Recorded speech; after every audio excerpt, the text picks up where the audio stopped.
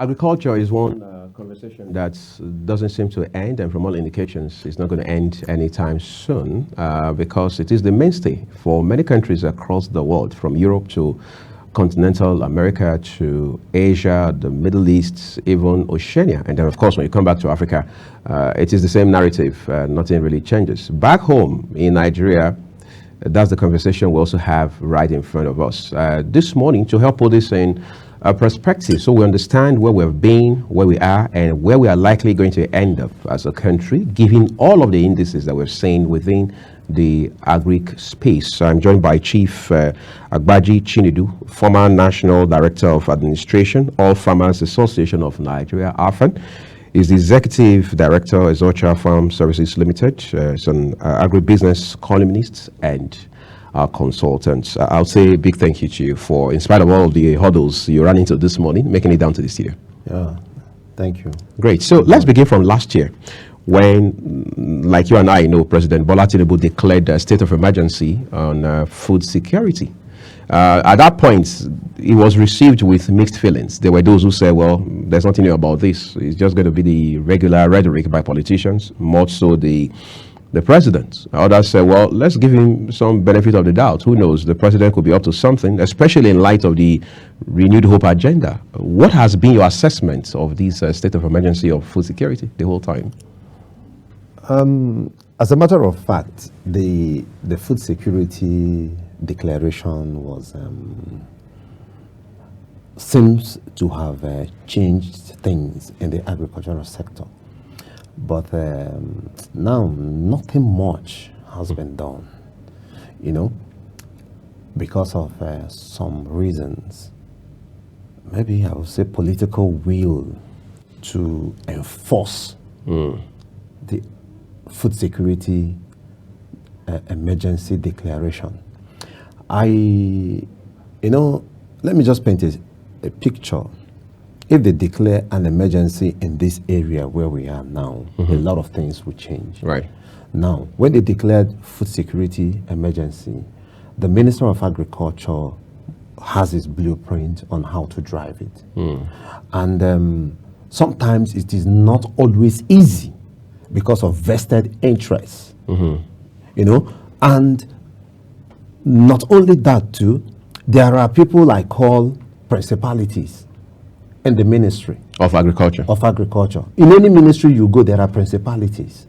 But in Ministry of Agriculture, as a declared state of emergency, for there to be an optimal result, I was expecting the minister to do a lot of changes within the ministry. Some directors has to go, some deputy directors has to go. Let there be change. You bring in fresh people. Even when those directors and deputy directors have not served out their term with regards to the civil service rule? No, you are not retiring them. Okay. You can redeploy them to other ministries. They can go to other ministries. You know?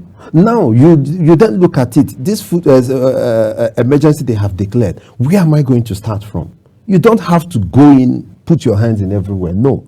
You look at it, okay, what has been the challenges? Why are we not having sufficient food in Nigeria? Then that brings us to security issue. Right.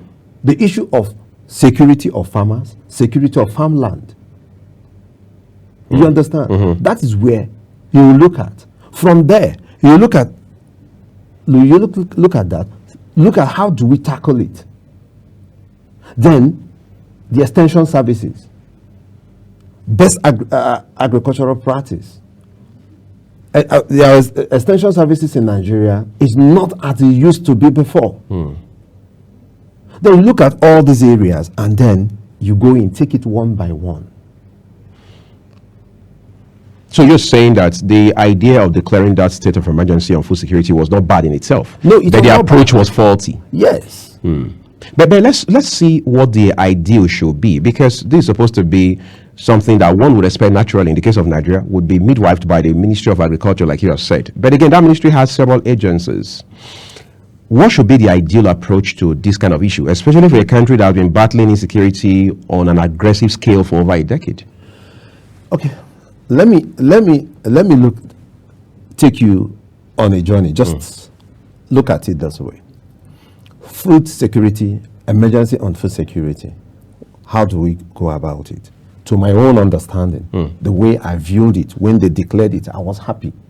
Because over time, we've been advocating for us to go back to cluster farming.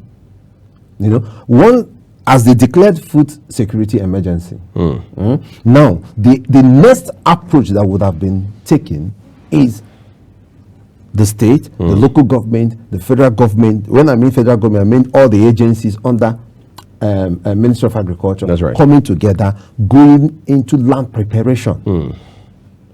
Since they declared that food security, I have not heard that there is a certain number of land has been prepared for farmers to go in. And you know that if there is a land that is prepared, then the issue of security will be taken care of. Right. Then all source of water will be there, which means farmers will farm all year round. Now there will be a kind of estate accommodation for farmers to be there. Mechanization, private sector will come in. Government not need even to go and invest in tractor any longer, because once a land is prepared, when they declare the state of emergency, government is okay. The money we have, let us invest in land preparation. For instance, in the whole 12 political zones, government will decide, okay, let us do 2,000 hectares. How many hectares do we? In 2,000, we have 12,000 hectares. In that 12,000 hectares, the land has been prepared. Farmers will then go in to farm. Then, what do we have next? The government will announce the land has been prepared. People will from different locations in Nigeria looking for where is close to us. And you know, in this preparing this land, security issue will be taken care of. Building trench around the 2,000 hectares is part of the land preparation. When you build trench around it, 4 feet deep and 4 feet wide, cow cannot jump in to go and destroy the land. Bandits cannot cross, even if they cross. Once there is security breach, and they are after them. If they try to jump back, they will be trapped. You know, so there will be source of water where farmers will farm all year round. Do you know that once a 2,000 hectares of land prepared will make private sector, private people, even in Lagos, if 2,000 hectares of land is prepared in Abuja here, somebody in Lagos will come and invest in tractor to provide tractorization for that farm. That's just one aspect of the farming. Yes, tractorization for the farming. Now that person is taking 70,000 to 100,000 naira per hectare to tractorize that farm. That's a service in itself. Service in itself. So government don't even need to go and bring in tractor. Just prepare the land. The enabling environment is the land preparation. Then these people will bring in their tractor. Off-takers will come and be leasing the land. See, let me tell you now that if I see a land, prepared land, that I have access to water and there is security, I can lease that land for 150,000 naira per hectare. Off-takers will come, lease the land, pay that money, that leasing, pay it back. The money used in preparing the land, then they will pay it back to government or whoever that invested in that land preparation. You know, then off-takers will do and plant, because you are planting two times in a year or 3 times in a year. Depending on the season. If you are doing rice with your nursery, that's 110 days rice. You do nursery for some weeks, for some days, maybe 30 days or thereabout, you replant. You can do 2 to 3 times. You know, then you do crop rotation to control disease in the next farming season. And as this is happening, people will come in, put in value addition system by the side of that 2,000 hectares of land prepared. Maybe their focus is rice or maize or cassava. They will bring in value addition system, put by the side. And you know, this value they are adding, they are taking care of what they call it. They are taking care of post-harvest loss. Value addition, processing and packaging is involved. You know, and all these things, and jobs are created. And the problem of agriculture in Nigeria Cluster farming takes care of it. Traceability will come to play. The farm, people will trace where this product is coming from. You know, then the issue of best agricultural practice will come to play, because everybody in that cluster are farming the same. Knowledge transfer, access to finance, all these things are there. This is what I was expecting when they declared. I want to ask you something real quick. Look at the issue of, I mean, you just enumerated several things that have to be done if we're to adopt an ideal approach to this state of emergency declared on food security. Every time we have this conversation, Chief Agbaji, it appears we're just relying 100% on the federal government. At what point do the subnationals come in? I mean, the states. Okay, look at it now. When I mean government, I mean government at all levels. All levels, okay. Top to bottom. Yes, top to bottom. Government at all levels. The state, okay, let me say this. Agriculture is rural driven. Right. They don't so it's grassroots based. It's grassroots based. So the state and the local government should play very important role. The land is owned by the locals. But though the Land Act gives power to government. Yeah. But then, when the land is available, private sector comes in. I say, you see, why I'm saying this is, why I'm even calling government is that because who brings in this bulk money? Who brings guarantee to this fund that will be used for land preparation? Okay, look at it, my brother. CBN has stopped intervention in agriculture. Right.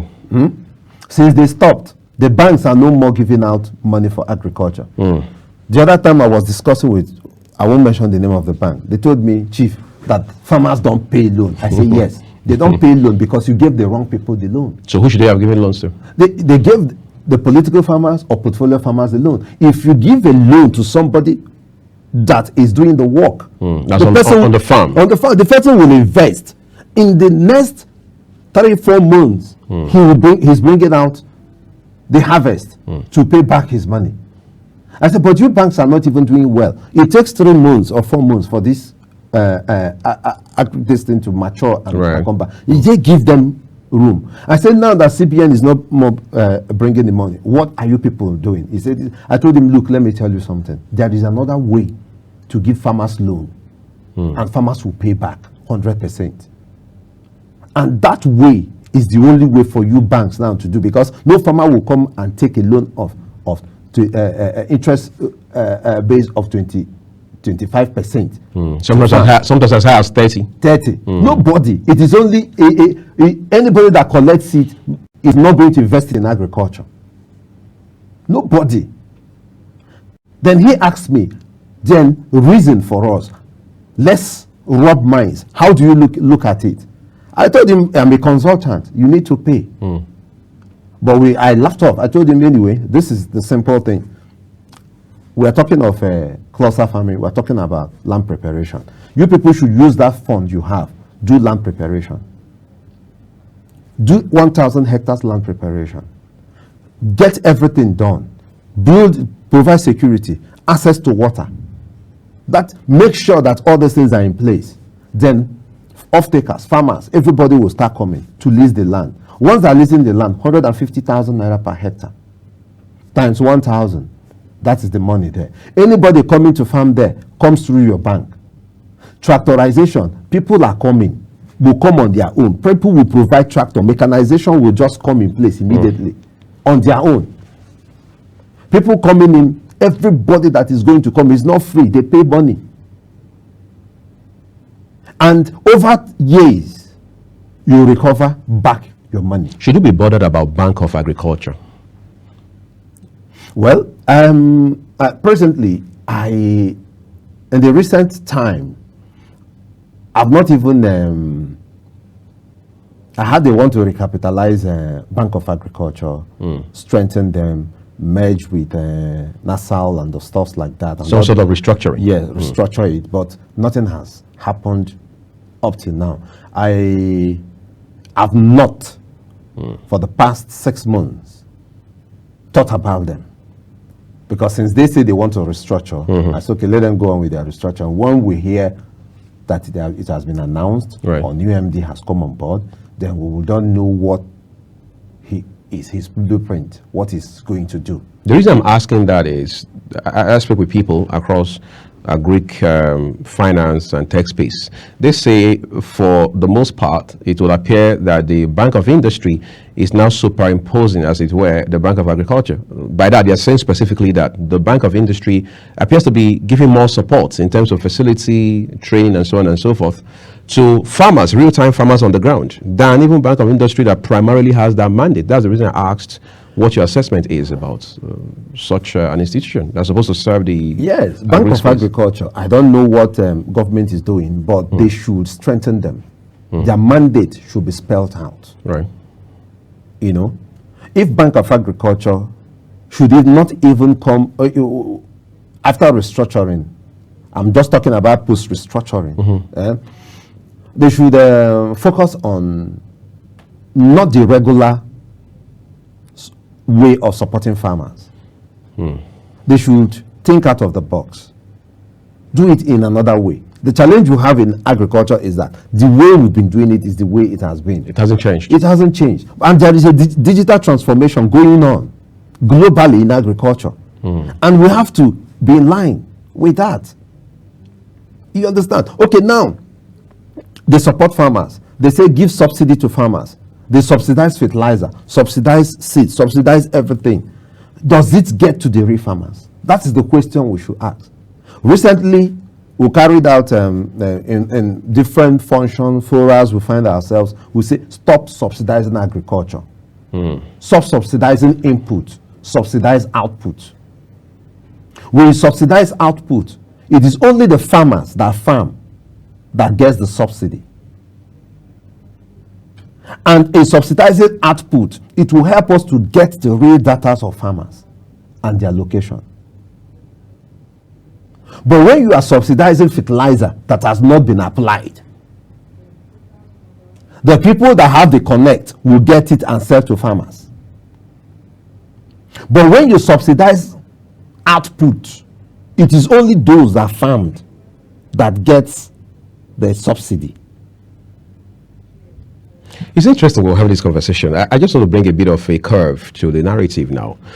It seems like we're making a lot of efforts, but we can't put a finger exactly on what we are getting from it. For example, I mean, in my very lifetime, we've seen Fadama 1, Fadama 2, Fadama 3. We've seen the Anchor Borrowers program, which has gone south now. We understand some commercial banks are in courts over the need or the, if you like, the desire to want to recover loans along those lines, which runs into hundreds of billions and so on and so forth. Is it like we're taking one step forward and 6, maybe 10 backward? Yeah, you know, we said something from the beginning, vested interest. Right. And political will. Every program is unique, but the challenge is implementation. Every program is unique. Anchor Borrower went south. The money that they were giving, you come to cafe, I will go to, then I was doing something in a cafe, trying to... As a server cafe then? Server cafe, put together a document. I had some people making calls. We'll remove your name if you are not ready to give us 10%, 20% of what is going to give to you. So we need to have that agreement first.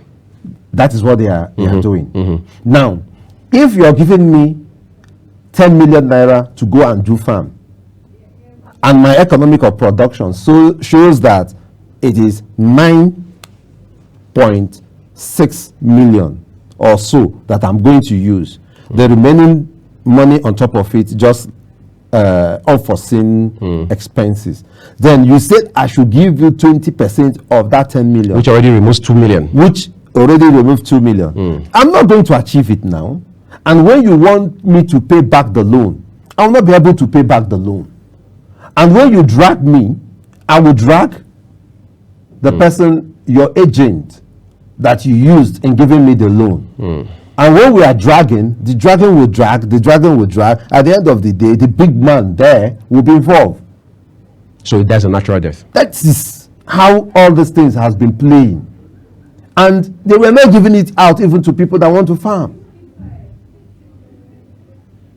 You see, it is a complex issue that we need to deal with holistically.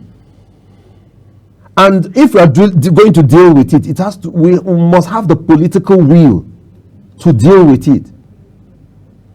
Government should withdraw some certain things they are doing, some funds, because all these funds does not even get to the real people. Even if it gets to the real people, the said amount does not get to them. Let the private sector take over 70%. How do they do it? Just like I said, bring out the fund, any fund you have for farmers. Said, okay, we are going to subsidize or incentivize your output. Will you farm? Take register your farm through GPS or whatever, online. Tell us what you're farming, the number of your hectare, the number of your plot, whatever, and all that. Once you do it, it will take your coordinate immediately. Register. Then once it is registered, you follow up. You will tell them that today we've planted maize. We know that, okay, maize is going to take 95 to 110 days. Now, by then, the system will indicate that XYZ planted maize and the maize is ready for harvest in the next 1 week.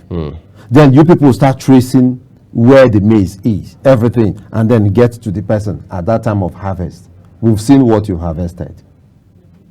You harvested 10 tons of maize, and the government is giving XYZ per a ton of maize, and you have 10 tons measured in your farm.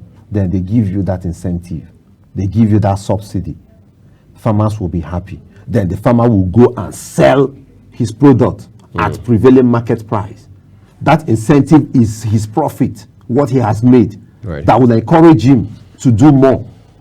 But if you allow non-farmers, political farmers or portfolio farmers to register your farm and collect your incentive, then you are on your own.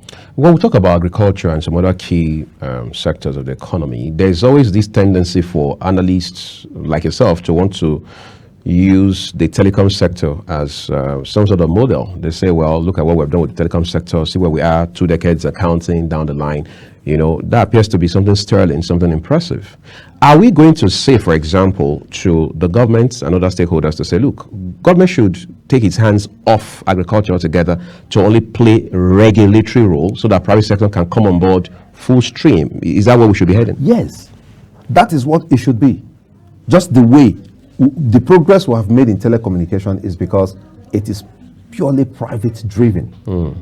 Do you know that if you go to universities, the research institutions, you see the number of research that they have done that in the shelf?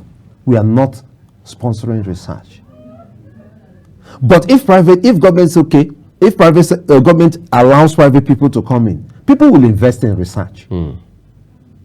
Upscale it, commercialize research work, improve seedlings. I was discussing with somebody, he told me that they just released GMO maize. I say, which one is GMO? He said, Tela maize. I said, okay, I read about it and I've been following it up for the past 3 years. You know, that is a fantastic one. And he said, can you imagine you can't plant the seed back? I say, really? He said, yes. I said, okay, let me ask you a question. If you invest in a research, after investing in a research, you bring that research. I'm just giving an analysis. I don't know what they did with that Stella maize, but to me, what I've been encouraging, especially our celebrities that have so much money, is for them to come into agriculture, come and invest in agriculture. Yes, they are buying a lot of cars. It's giving them joy. But when they invest in agriculture, Agriculture is number one in the whole world. Do you know, in agriculture, you have food, you have feed, you have power generation, you have, in agriculture, you have development, technology. In agriculture, you have a whole lot to deal with. And Nigeria is not exploring all of We are not exploring. In agriculture, when you map out your waste very well, your waste turns to wealth. You know, so I told the guy that if some of these celebrities invest in agriculture, for instance, invest in research work on basmati rice. We import basmati rice so much in this country. Then, after the research work, he would lock it up. Lock it up in the sense that if you buy my basmati rice, and my basmati rice is giving you 8 tons per hectare, the seed you are not going to replant it. He will make it in such that you cannot replant it. Then you come back to buy again. He has invested. That is what is going on. You know, but the other, that is what we call agricultural business. Within the value chain, there is a lot of opportunities. But we are also not maximizing the value chain. No, there is a lot of opportunity in the value chain. That is, some people are in the production, some people are in the research, some people are in input, even input distribution. Some people are in value addition, processing and packaging. Some people are in the aspect of waste. You know? So, I told him, if government, because private people would always say, if we put hand now, government policy will change and our investment will lose it. In telecommunication, people are investing every day in ICT every day because government role there is just regulatory, like 20% to 30%. Creating the enabling environment. Creating the enabling environment. So if government should do so in agriculture, haba, we will not be talking of high food price in Nigeria. In 2019, former governor of the central bank, now they call him the embattled governor of the central bank, Godwin Emefiele, it was at the University of Benin where he gave a lecture.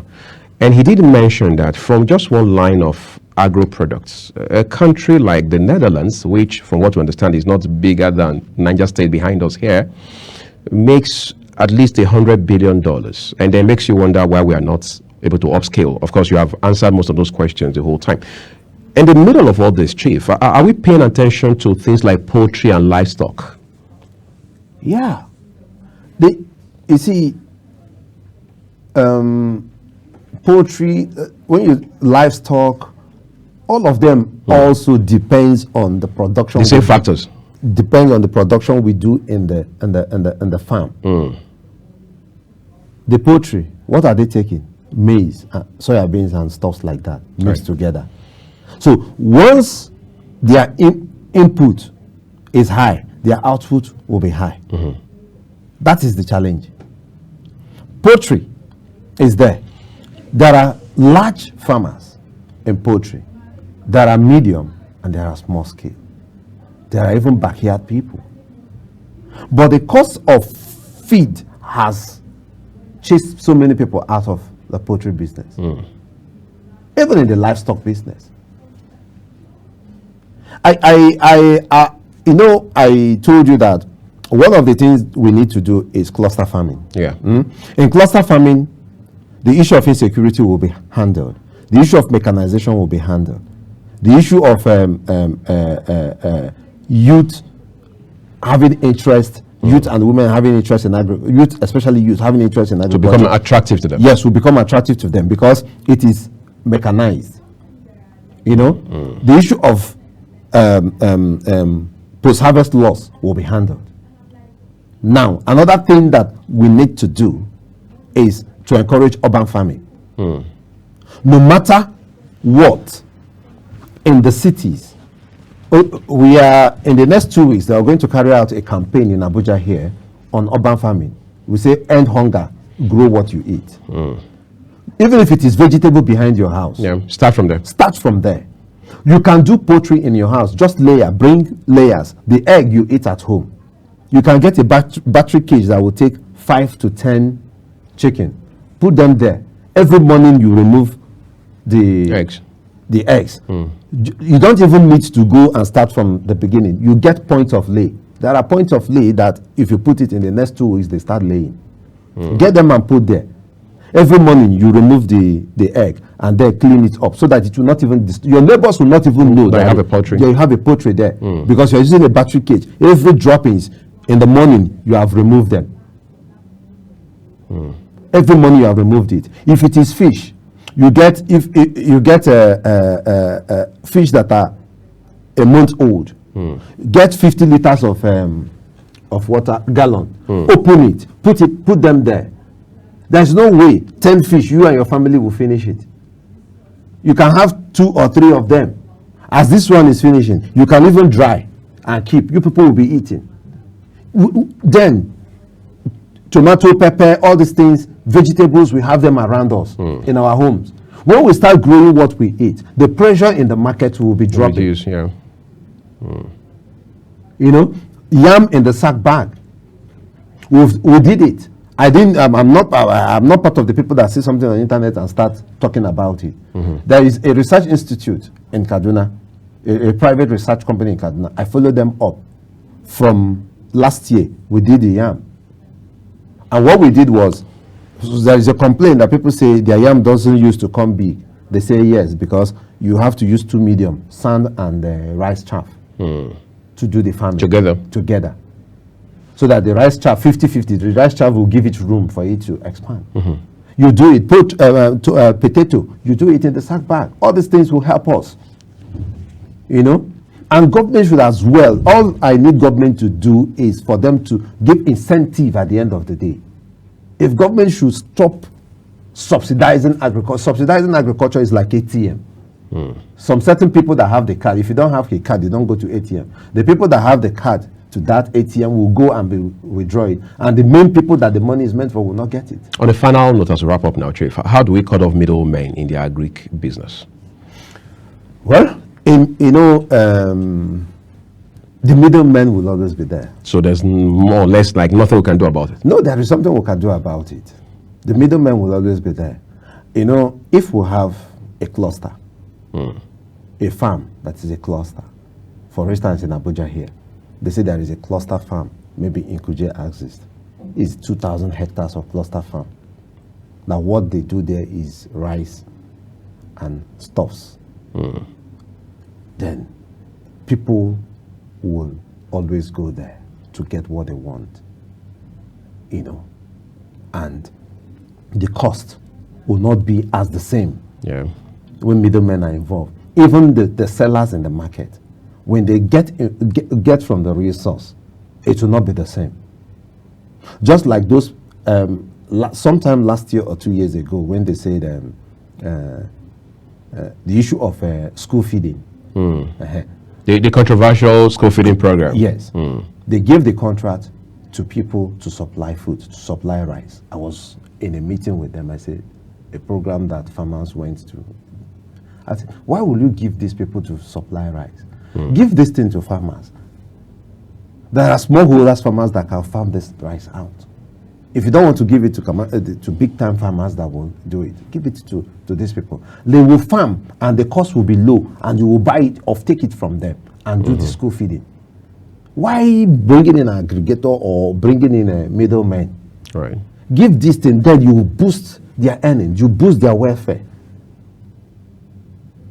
You know, but the middleman is just part of the ATM I'm still talking about. Somebody will call you, come there, I have a contract, come and do this. The middleman will add his own markup and all that. This money now they have mapped for feeding, to feed Nigerians, to buy food and distribute to Nigerians, 150 billion. If they use that 150 billion and prepare land and say, yeah, people should go and farm. In that farm, whatever you farm, we'll give you incentive and we'll take it. It's going to be cheap. The middlemen that are going to give this contract are going to mark up the price. Right. And the cost of food in the market is going to shoot up because there will be a lot of pressure in the market, buying of food here and there, all sorts. The price will go up because there is high demand. And mind you, we're not in the harvest season. Right. We are still in the planting season. So I think we Nigerians who have not died yet of hunger, if they can hold on, use this money, prepare land, let's farm out the food we are going to distribute. I think it's going to be a very, very, very good I was not going to ask you this, but I think we should wrap up with this, more like an icing on the cake. There was a time we had the Lake Rice, the collaboration between Lagos State government under former Governor Akinwumi Ambode and then Kebbi State government. They called it the Lake Rice. They said, well, it was able to, at least to some extent, close the gap in terms of food, particularly rice at that time. Do you think such a collaboration should be further pursued, expanded, and strengthened in light of what we're dealing with right now? Yes. Collaboration is very, very key for success, for result. Right. Your strength will be my weakness, and my strength is your weakness. Lagos State has the money. KB has the land. Yeah. Then they came together. The only thing here is they should be strengthened. Their collaboration should be strengthened. And interest is what kills most programs. Interest of I don't know who kills programs. So collaborations, states should do that. It will work, especially when interest and high and vested interest and high level of sincerity is deployed. When you hear people, experts, especially from the private sector, say Nigeria can earn more from, more foreign exchange from agriculture than we currently do from oil, is that just an idealistic thinking, or is it a possibility? It's a possibility. Let me tell you something. Let me just use rice. When you farm rice, the rice, when you process it, you get rice seed, which you eat. If it's organic, some people export. There's a demand for export. Now, there is what we call rice brown in rice. From that rice brown, you can get oil. There is rice oil now. It's very, very expensive. We don't even use it much in Nigeria. I don't think most people use it like that. Then they export it. Then the rice chaff, which comes out the rice husks, they use it for briquette.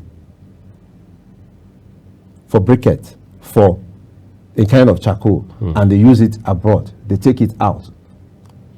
That's for exports. For export. Then that same rice chaff, they also export it because they use it as a medium of farming in urban farming. Instead of sand, they use it. So you can imagine all the things in rice. One product. Then you've not talked of cassava. You've not talked of maize. So if agriculture is given the same attention or restructured the way they restructured telecommunication, we will not be talking about hunger. We will not be talking about